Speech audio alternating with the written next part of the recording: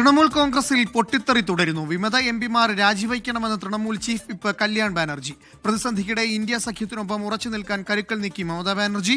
മുതിർന്ന കോൺഗ്രസ് നേതാവ് സോണിയാഗാന്ധിയുമായി കൂടിക്കാഴ്ച നടത്തി. അതിനിടെ വ്യാജ ഒപ്പ് കേസുമായി ബന്ധപ്പെട്ട് CID സംഘം മമതയുടെ വസതിയിലെത്തി.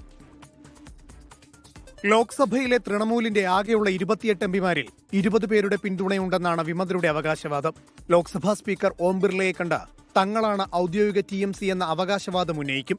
വിമത എംപിമാർക്ക് അധികാരമോഹമെന്നാണ് TMC ചീഫ് വിപ്പ് കല്യാൺ ബാനർജിയുടെ ആരോപണം. അതിനിടെ മമത ഡൽഹിയിൽ സോണിയാഗാന്ധിയുമായി കൂടിക്കാഴ്ച നടത്തി.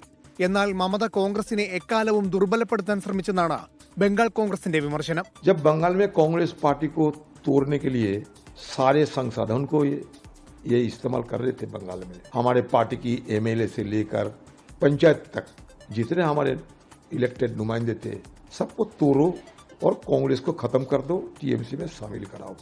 അതിനിടെ വ്യാജ ഒപ്പ് കേസുമായി ബന്ധപ്പെട്ട് ബംഗാൾ പോലീസ് CID സംഘം മമതാ ബാനർജിയുടെ വസതിയിലെത്തി. 24 ഡൽഹി.